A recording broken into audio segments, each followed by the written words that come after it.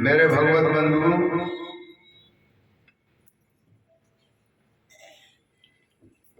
तुलसी कवि साहब कहते हैं कि माया दीपक नर पतंग, ये जो संसार है और संसार में जो वस्तुएं हैं, ये क्या है? माया है। ये आप लोग भी जानते हैं, लेकिन समझ नहीं पा रहे। जानते तो हैं, समझ और समझ भी नहीं पाएंगे। क्यों? कि अगर समझ गए तो परमात्मा से प्रेम हो जाएगा। क्या हो जाएगा? प्रेम हो जाएगा। और जब प्रेम हो जाएगा तो फिर क्या होगा? भक्ति उदय हो जाएगी। और भक्ति उदय हो जाएगी, फिर क्या होगा? भक्ति उदय हो जाएगी, फिर जो है भक्ति मां के द्वारा दो बालक उत्पन्न हो जाएंगे।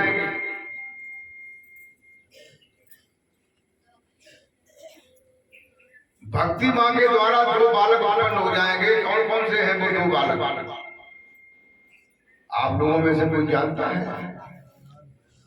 दो बालक उत्पन्न हो जाएंगे।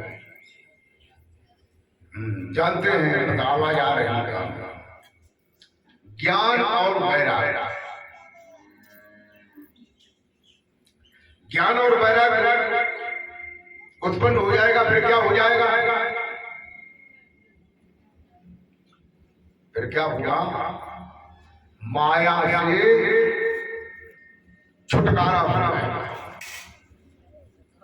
कैसा छुटकारा हो जाएगा? ऐसा हो जाएगा कि माया भी रहेगी और ज्ञान भक्ति भी रहेगा। लेकिन वे माया जो है आदमी को, जीव को ग्रसित नहीं कर पाएगी। ग्रसित माने पकड़ नहीं पाए, वे बड़े रहे। जैसे आप लोगों ने देखा होगा, अरबी का पौधा होता है, अरबी का, जिसे हम आप लोग घुइया कहते हैं। घुइया का पौधा होता है, उसमें पत्ते होते हैं और कभी कभी पानी बरसता है तो पत्तों पर कोई कोई बड़ी सी बूंद रह जाती है, इकट्ठी हो जाती है। जैसे हवा थोड़ी चलती है तो बूंद भी ऊपर हिलती है। बूंद पत्ते को नहीं पकड़ती है, पकड़ती है नहीं पकड़ती, और पत्ता बूंद को नहीं पकड़ता, हिलता रहता है। ऐसे ही माया भी रहेगी और ज्ञान वैराग भी रहेगा, और तुम भी रहोगे। प्रेमी भक्तों, आज के 50 साल पहले हम छोटे थे, हमारी उम्र के लोग होंगे, वे जानते होंगे, उस समय मलेरिया बुखार आता था और आज भी मलेरिया बुखार आता है। तो उस समय मलेरिया बुखार आता था तो फिर में 2 बार गांव में हमारे घर में दवा का छिड़काव करवाता था और अंगों में दवा डाल दी जाती थी, पोटास नाम की, जिससे कुएं में कीटाणु हो जाते थे, कीड़े हो जाते थे, वो मर जाते, पानी शुद्ध हो जाता था। ऐसा अभियान जो है बहुत बार चलता रहा। एक विभाग भी था गवर्नमेंट के यहाँ मलेरिया विभाग था, शायद बड़े बड़े लोग होंगे भी जानते हैं। डॉक्टर जो है गांव गांव में आता था, एक सुई से उंगली में छेद देता था और उसमें खून का बूंद निकल करके आता बाहर, कांच की स्लेट पर उसको लेकर के उसका अपना वो परीक्षण करते थे कि कितना मलेरिया है, क्या है, और दवा देते थे। तो दवा देते देते और फिर भी आदमी क्या करता था, आदमी तो इतना निठल्ला है कि इसे ठगना, अगर ये ठगा नहीं गया तो वो ये सोचता है कि कोई इलाज नहीं हो रहा है। दवा ले आया, सरकारी दवा दे दी, सरकारी दवा बहुत अच्छी होती है, आले लड़की बाहर एक खुराक खाई करूँ है, इंजेक्शन लगवाया, दो एक इंजेक्शन लगवाए और दवा खाई तो फिर बुखार ठीक था।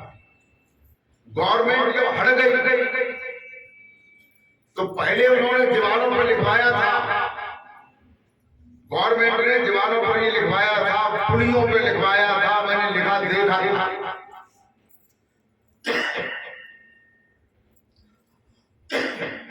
आप लोग भी पुराने हैं, आप लोग भी जानते होंगे कि कोई हम अपने घर से बातें नहीं बता रहा है।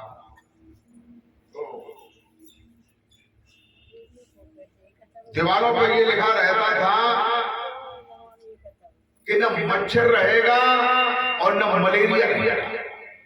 गवर्नमेंट ने ये अभियान किया था, न मच्छर रहेगा न मलेरिया रहेगा। प्रेम भक्तों, इस अभियान को गवर्नमेंट ने करीब 25-30 साल चलाया, मच्छर भी नहीं खत्म हुआ और मलेरिया भी खत्म नहीं हुआ। तो वो मलेरिया विभाग खत्म। अब आप वैसे ही आप प्राइवेट दवा लीजिए और न दवा छिड़की जाती है कोई, तो ऐसे ही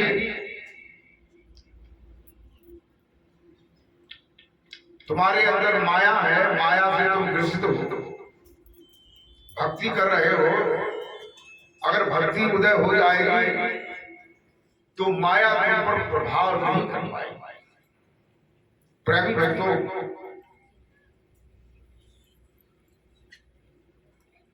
बाद में कबीर साहब ने ये कहा कि कहे कबीर गुरु ज्ञान है।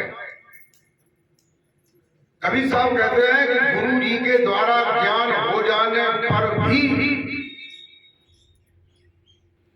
एक आद एक आद माने आधा, यानी एक आध, जैसे ये कह देते हैं कहावत में एक आध, हाँ, तो एक आध ग्रंथ कहते हैं कि हजारों लोगों में से कहीं एक आध उभरता है। वो कौन उभरता है? जो नित्य प्रति जो है गुरुदेव के बताए हुए रास्ते पर चलता है, वही उभरता है। न वैसे आप लोगों ने देखा होगा कि गुरु जी का ज्ञान भी ले लिया है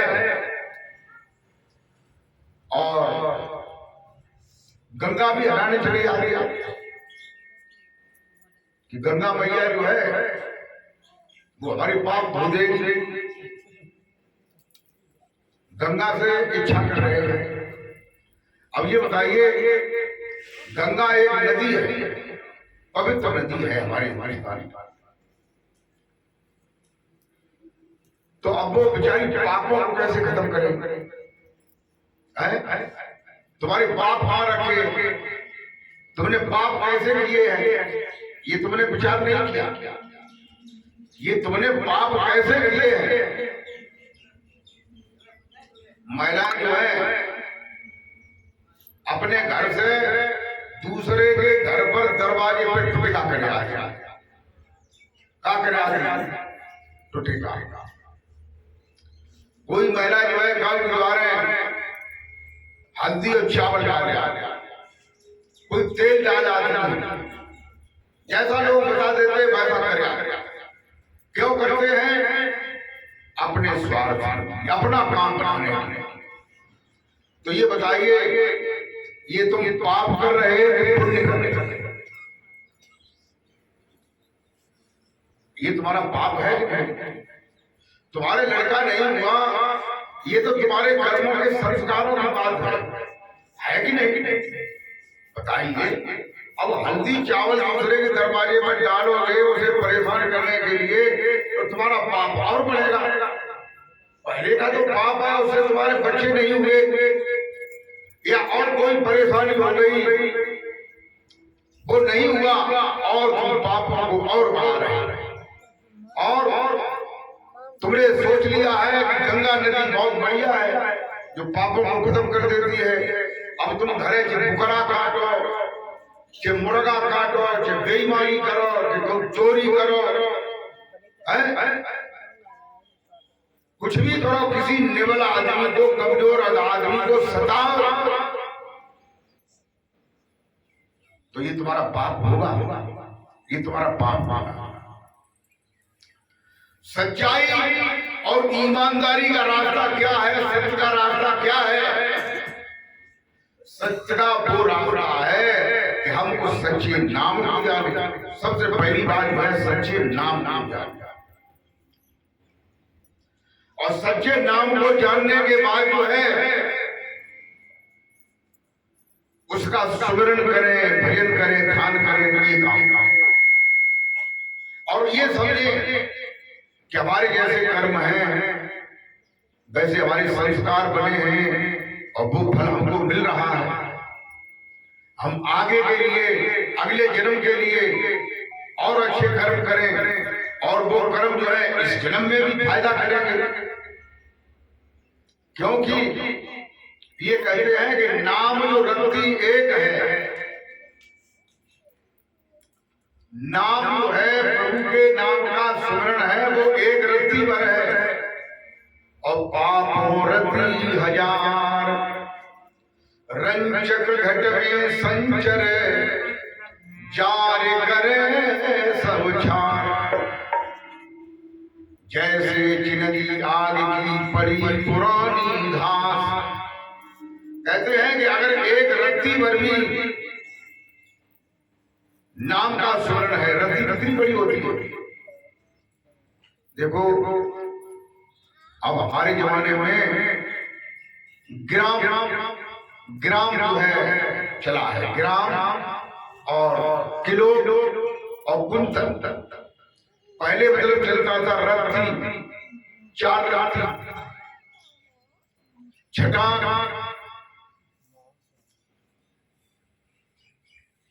4 छटाक, पाव भर, आधा सेर, 1 सेर, मन भर, ऐसे ये पहले का भार था। अब वो बदल गया है, अब जमाना जो है मॉडर्न जमाना आ गया है। तो मॉडर्न जमाने में जो है वो ग्राम रत्ती फत्ती नहीं आता। रत्ती का मतलब बहुत छोटा सा हिस्सा। तो जैसे चावल होता है, चावल से भी और छोटा, यदि नाम का सुदृढ़ बहुत रत्ती भर हो, और पाप रत्ती हजार रत्ती का पाप का ढेर तुम्हारे अंदर में रखा।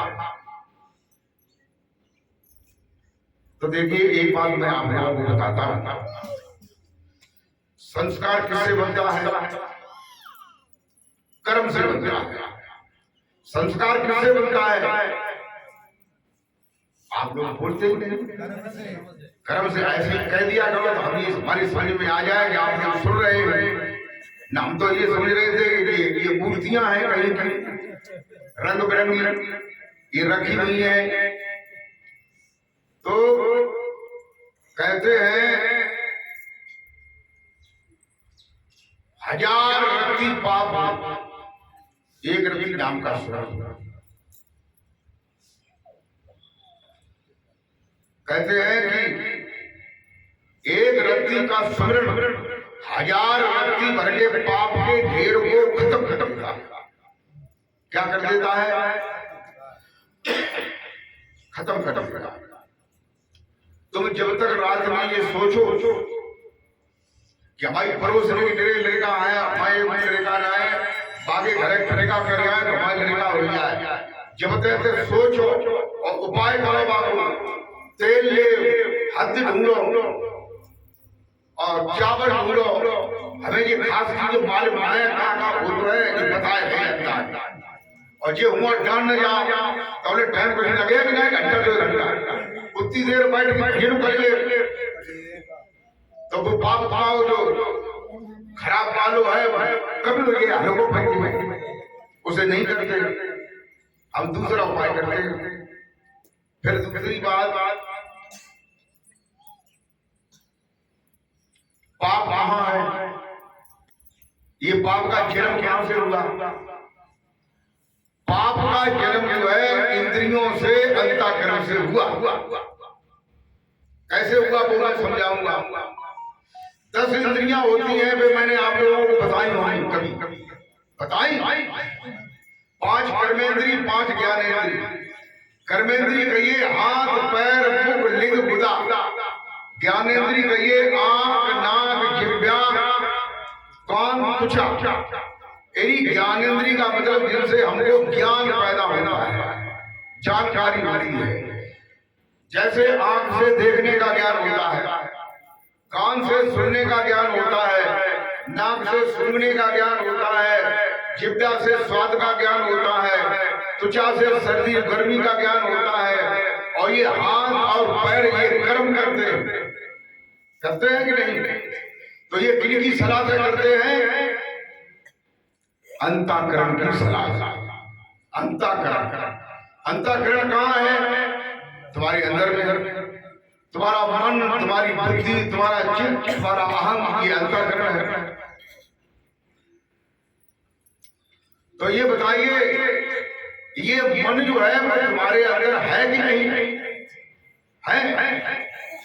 कुछ लोग ना बोलते शायद है ना, हाँ से यार अच्छा मन तुम्हें है ना, मालूम कैसे? मन तो है, मालूम जाओ लगता कि मन परेशान हो और कोई काम बन जाए तो खुश हो जाए, तो मन खुश हो है। मन ही तो प्लान बनाता है, ये खराब काम करे भी और अच्छे काम करने के भी मन प्लान बनाता है। तो मन से, इंद्रियों से कर्म बनते हैं, तब बनते हैं संस्कार। और वे संस्कार कहाँ रखे? शरीर में 72,000 नाड़ियां हैं। उन 72,000 नाड़ियों में से एक उता नाम की नाड़ी है। उस उता नाम की नाड़ी में कर्म के संस्कार रखे। अब उता नाम की नाड़ी कहाँ है? ये देखो, ये गड्ढा है, ये यहाँ कंठ के नीचे गड्ढा सा है, उसमें ऊपर से खाल है और खाल के भीतर जो है एक नस है, नाड़ी है, वो होता नाम की नाड़ी, उसमें कर्म के संस्कार रखा। ठीक है। अब तुम गंगा स्नान करने जाओ, 4 डुबकी लगाओ, 10 डुबकी लगाओ, 50 डुबकी लगाओ, होता नाम की नाड़ी में गंगा का पानी जाएगा, चला जाएगा। अच्छा पीने पे चला जाएगा? पीने पे भी नहीं जाएगा। पीने में जो है नीचे चला जाएगा, किडनी में चला जाएगा, पेशाब बन के निकल जाएगा, होता नाम की नाड़ी में नहीं जाएगा। तो बताइए भाई, गंगा तुम्हारे पाप को कैसे खत्म करे? ये तुमने भ्रम पाल लिया है, ये तुम्हारा अज्ञान है, अविद्या है, और ये अविद्या ही तुम्हारे पापों को और बढ़ावा दे रही है। प्रेमी भक्तों, इसलिए पाप को आपने जन्म दिया है और पाप का प्रायश्चित जो है आपको ही करना है। आपको भक्ति करनी है तो आपको ही भक्ति करनी है। भक्ति कोई दूसरा करेगा, वो तुम्हें नहीं मिलेगी। अब कोई किसी ने भक्ति की, लड़की ने, और वो लड़की देवी बन गई। अब हम सब लोग जाते हैं, बाकी पैर छूते हैं, वहां पे पैसा डालते हैं, झंडा चढ़ाते हैं, तो अपने मतलब के लिए ये काम करने जाते हैं। तो अब बताइए, वो तो बेचारी अपनी भक्ति कर रही है और तुम बाकी शक्ति को खत्म कर दोगे। सोचा कछु ना कर, अरे नेक में नहीं, अरे जरा जरा रात तो आई जाए। तो तुम्हारी नीयत कैसी है? अच्छी नीयत, अच्छी खराब। तो देखिए नीयत का मुसलमान भाई जितने भी हैं वो ये कहते हैं कि नीयत को सावधान करो, नीयत को बांधो। तो पहले इन चीजों से हम नीयत को बांधें, इन चीजों से किसी को, कमजोर आदमी को सताएं ना, जहां तक हो उसकी मदद क्या करें, उसकी मदद करें। और न मदद करे तो कोई बात नहीं, कोई जरूरी नहीं मदद करो। जे नाय कोई आदमी तो तुम लात मार सो काम करो, गिर तो है धीरे धीरे गिर गए, बचाए ना पाओ तो गिर जानते हो, लात मारते हो और ज्यादा एकदम चलो जाएगी है। तो अच्छे काम करो, किसी को गलत दृष्टि से मत देखो, और जो है किसी आदमी को गलत दृष्टि से न देखे, और आदमी किसी औरत को गलत दृष्टि से न देखे। इतना ही कर लो तो भी काफी अच्छा है, इतना भी बचाव हो जाए तो भी अच्छा है। और दूसरी बात क्या है, हम भक्ति को जानना चाहते हैं, भक्ति को प्राप्त करना चाहते हैं, तो सबसे पहले जैसे हम मकान को बनाते हैं, तो मकान के बनाने के लिए हम नीम को खोदते हैं। नीम को, ये नीम जो पेड़ होता है उसे नहीं, जगह में जहां हम दीवार डालना चाहते हैं उसको गहराई से खोदते हैं, फिर उसे कूटते हैं पानी भर के, फिर उसमें रोरे ईंटें कूटते हैं, फिर उसमें आरसीसी बिछाते हैं, फिर उसके बाद जो है दीवार को शुरू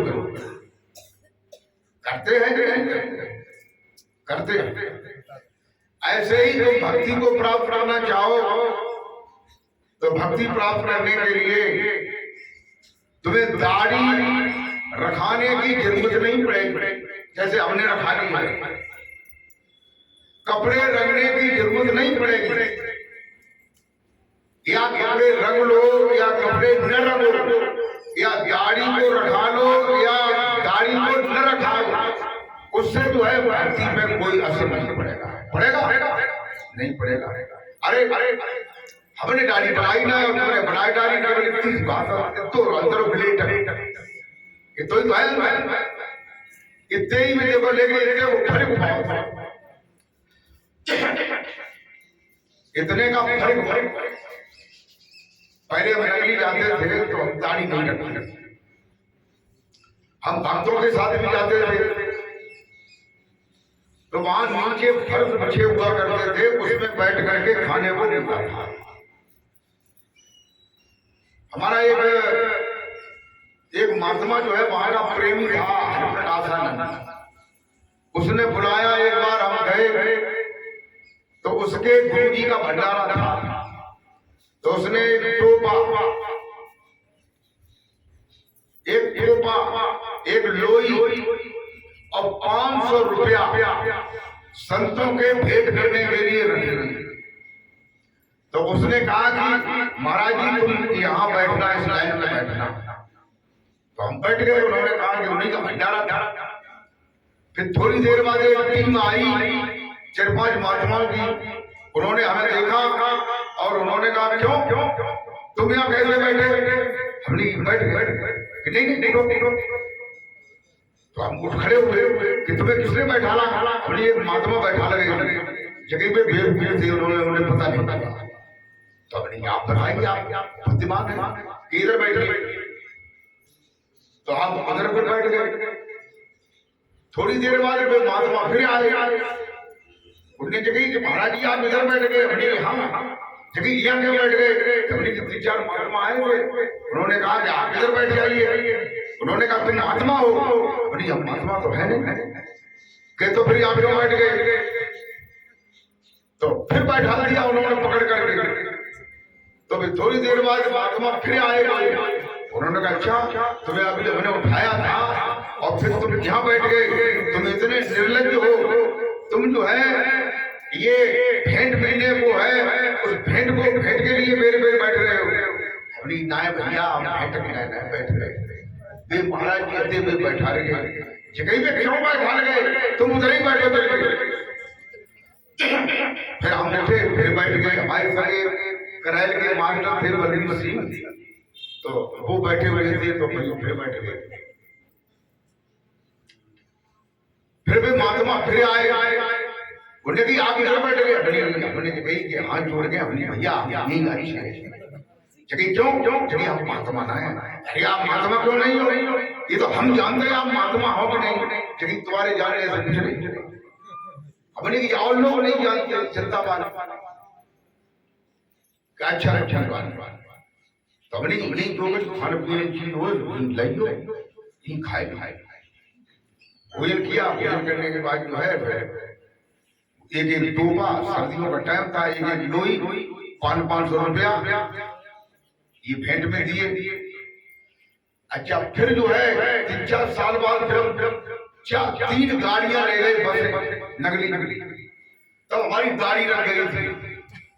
सो नगरी में गए, सो घूमते घूमते सतगुरु नगरिया में 12 बज गए। तो लोगों ने ये कहा कि गुरु जी यहाँ भी लंगर खुला है और वहां भी लंगर खुला है, हमें तो भोजन करना है, तो यहाँ कर ले सब लोग, यहाँ कर जगह गुरु जी तुम भी चलो, हम भी कर। तो हम भी टाट घाटे पे बैठ गए जाकर के, जैसे पहले बैठे बैठे तो बहुत साल से जा रहे थे। तो टाट घाटे पे बैठे तो 2 महात्मा वहां बैठे हुए थे, वे आए होकर के और उन्होंने कहा कि अरे महाराज जी ये क्या कर रहे हो। हमने कही क्यों आप तो संत हैं। तो हमने कही आप कैसे संत हैं। अरे कि आप संत हैं, आप वहां बैठो, तो आपने व्यवस्था वहां कर दी है, तो हमें कहीं तुम संत होता तो हमने तुम जाने पाई शायद बना सके हाथे तो हम संत नहीं सेवक, लेकिन ये गाड़ी हमारे संत नहीं है। तो फिर वहां हमें बैठाते हो, तो वहां पे भोजन दिया और आराम से उन्होंने ऊंचे आसन में बैठा के खिलाया। तो कहने का मतलब ये है कि देखो जनता के दिमाग में भेद है लेकिन कर्म नहीं है। जनता कर्म को नहीं जानती है, इसलिए ही हम लोग पिछड़े हुए। कर्म की आवश्यकता है, कर्म के जानने की आवश्यकता है। कोई आदमी दाढ़ी रखा है, पीछे वो चोरी करता है, पीछे वो क्या क्या खराब काम करता है, ये जनता को नहीं मालूम है। तो कि दाढ़ी रखाने से वो क्या संत बन जाएगा या भक्त हो जाएगा, क्या उसके पाप खत्म हो जाएगा? नहीं हो। इसलिए जो है अपने कर्म अभी मैं दोहा मैंने बताया था कवि साहब का कि माया दीपक नर पतंग ब्रह्मण में निवय परम और कई कवि गुरु ज्ञान है एक आदि कहते हैं कि गुरु जी का ज्ञान भी हो जाए। गुरु जी का ज्ञान होने पर अगर मन नहीं बदला, क्या नहीं बदला, मन नहीं बदला तो वो अभी चेला नहीं हो पाया। मन अगर नहीं बदला तो क्या हुआ, चेला नहीं होगा। और जिस चेले का मन बदल जाता है उसको क्या कहते हैं, क्या कहते हैं, गुरुमुख। क्या कहते हैं उसको, गुरुमुख का मतलब क्या होता है, गुरुमुख। अपने मुख को गुरु जी के मुख से जोड़े रहो। कैसे, जैसे चकोर नाम का पक्षी वो चंद्रमा की ओर देखता रहता है रात रात। सेवक नैन चकोर निस्बासर लागोर है गुरु चरणन की। गुरु के चरणों में लगे या मुख में लगे, मुख में क्यों लगे? भाई मुख को क्यों बताया गया है? मुख इसलिए बताया गया कि गुरु महाराज जी अपने मुख से जो भी कहें, कुछ भी कहें, हम उसका आगे पालन पालन करना चाहिए कि नहीं करना चाहिए? अच्छा, कितने लोग करते हैं पालन? वे लोग हाथ उठाए, गुरु जी की आज्ञा का कितने लोग पालन करते हैं?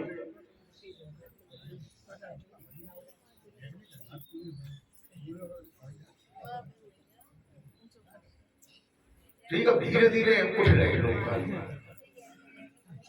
मंच पर कोई ना आएगा, इनमें से आओ, मंच पर क्या से ना आओ, हमें मालूम हो गई।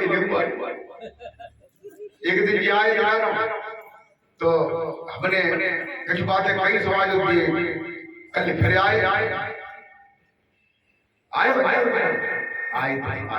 बताए तो जे मतलब जो गुरुमुख है। देखो, गुरुमुख से कहते हैं जिसका मुख गुरु की ओर होता है, और मनमुख से कहते हैं जिसका मन जो है मन की ओर होता है, गुरु की ओर नहीं होता। गुरु जी ने जगही रोजाना भजन करियो, मन ने जगही अरे ऐसे तो गुरु जी गाता ही जाते, गुरु जी का देखा ना रोजाना करियो ना करियो। तो यानी जो आदमी अपने मन के हिसाब से चलता है, और मन के हिसाब से कितने लोग चलते हैं? 99% जो है मन के हिसाब से। अब देखो,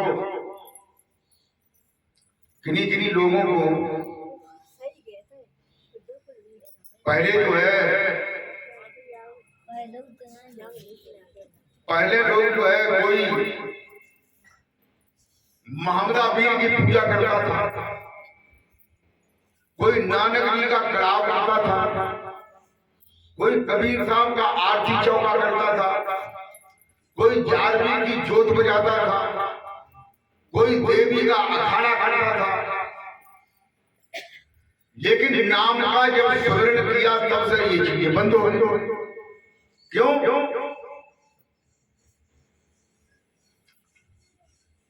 कि हमारे जो है अब इष्ट बदल गए, हमारे इष्ट गुरुदेव हो गए।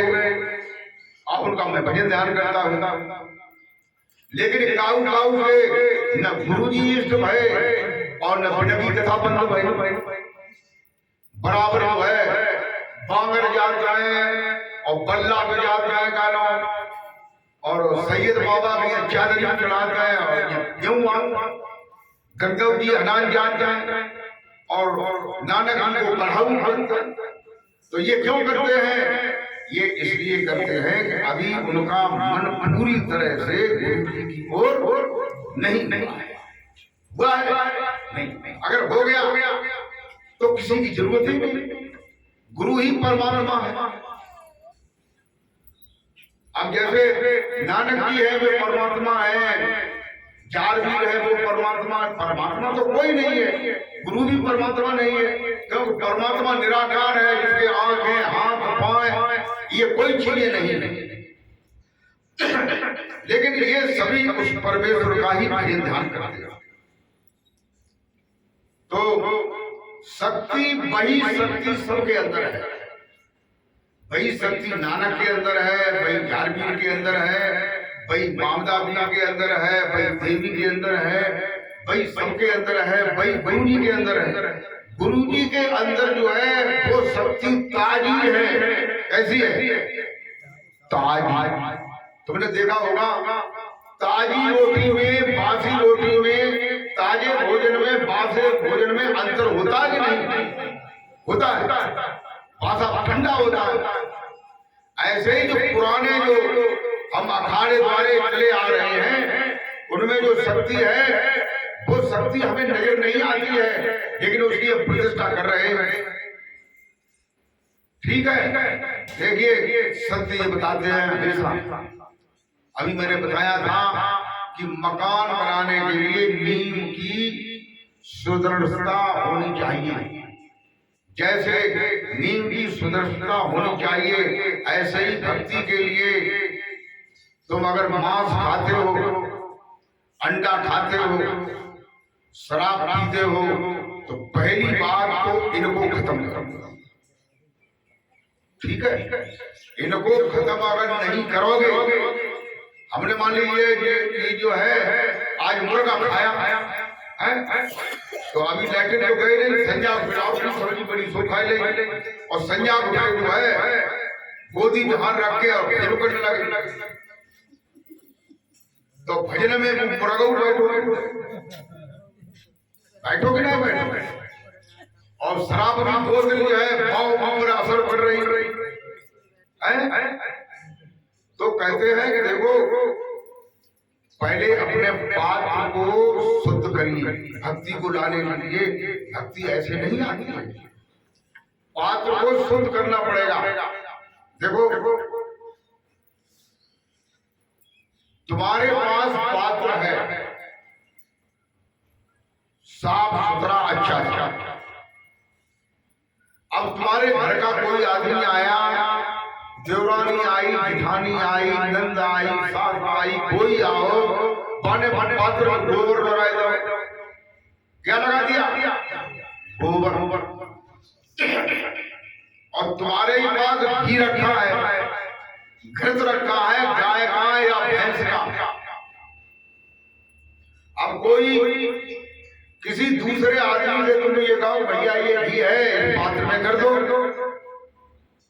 तो वो पात्र को देखेगा तो उसमें गोबर लगा हुआ है, तो उसमें वो करेगा, तब वो फिर कहेगा क्यों भाई इस घी को इसमें पात्र में कर दो, तो फिर नहीं करेगा। तो वो कहे तुमने किया नहीं, तो वो ये कहेगा इसलिए नहीं किया, इसमें गोबर लगा हुआ है, जब गोबर लगा हुआ है तो नहीं खराब हो जाएगा, ये घी जो है ये सब खराब हो जाएगा।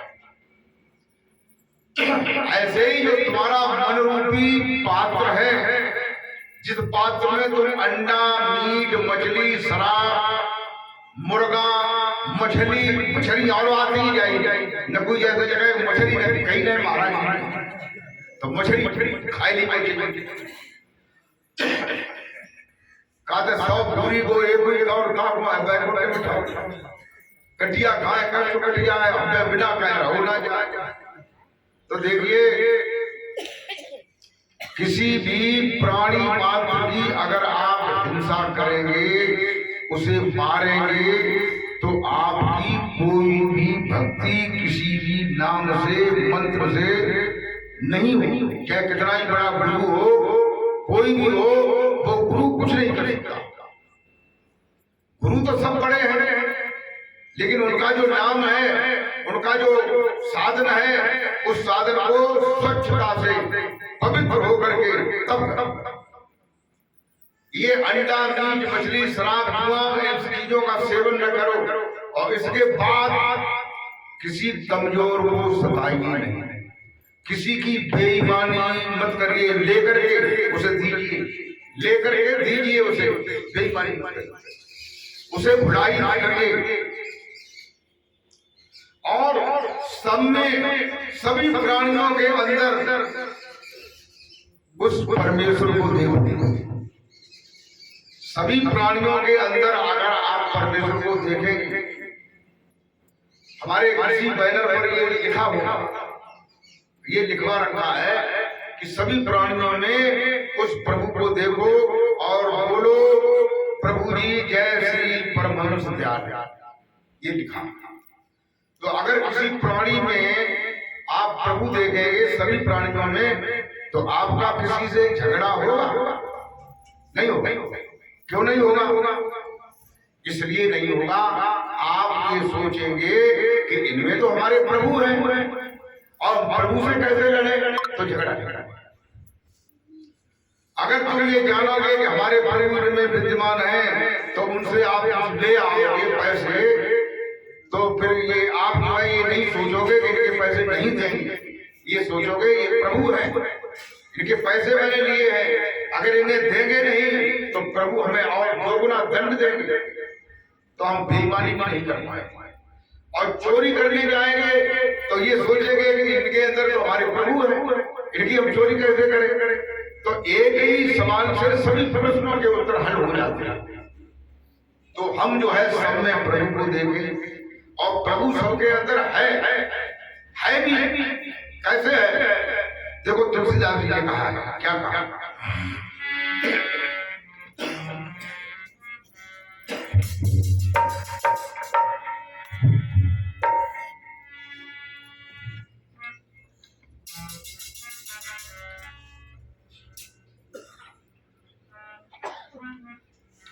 कि ईश्वर अंश जीव अविनाशी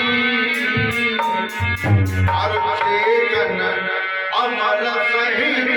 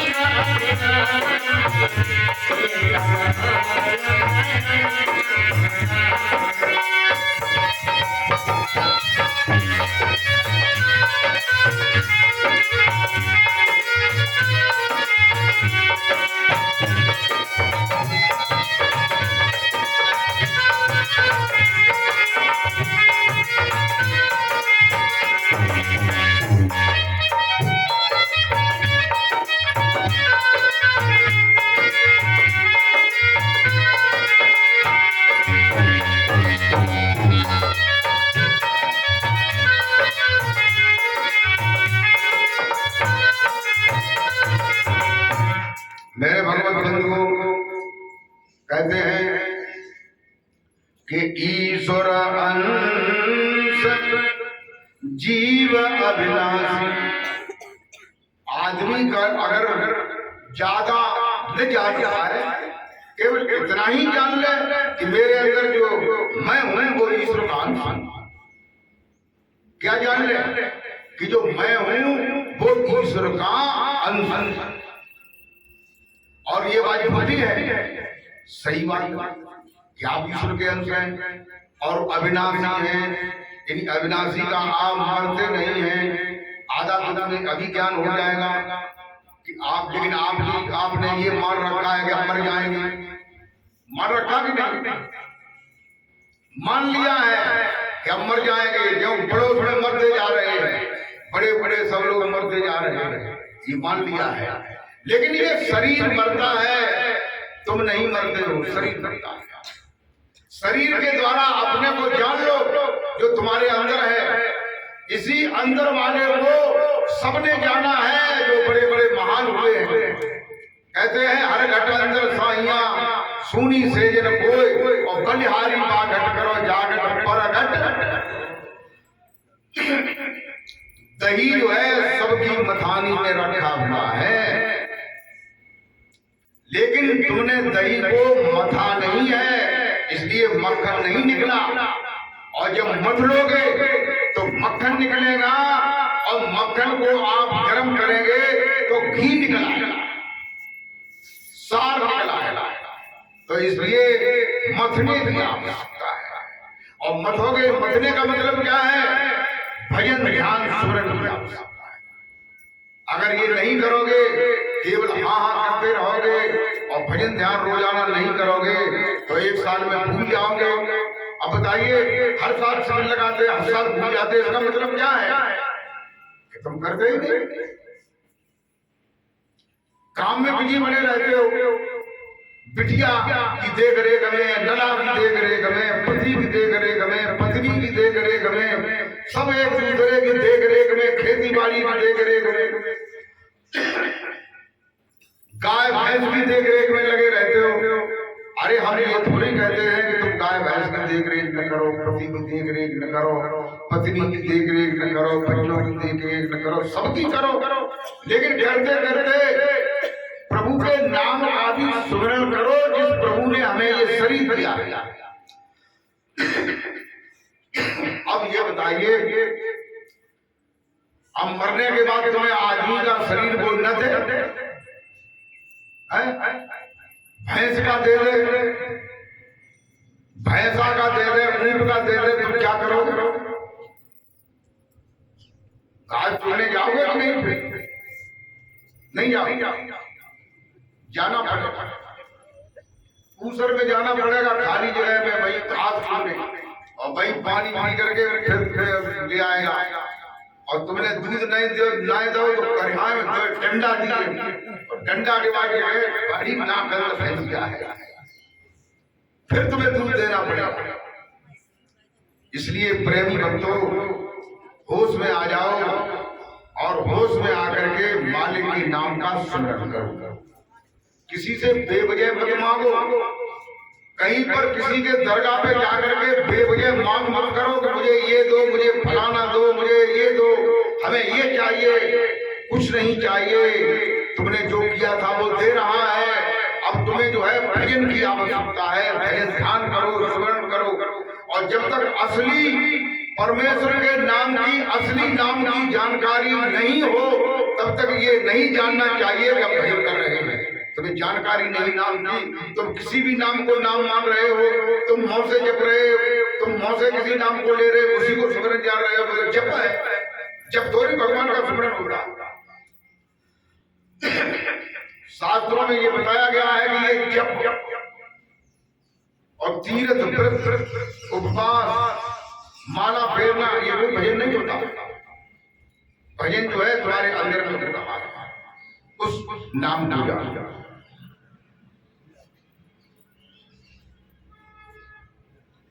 अब मैं आप लोगों को एक छोटा सा भजन सुनाना चाहता हूँ।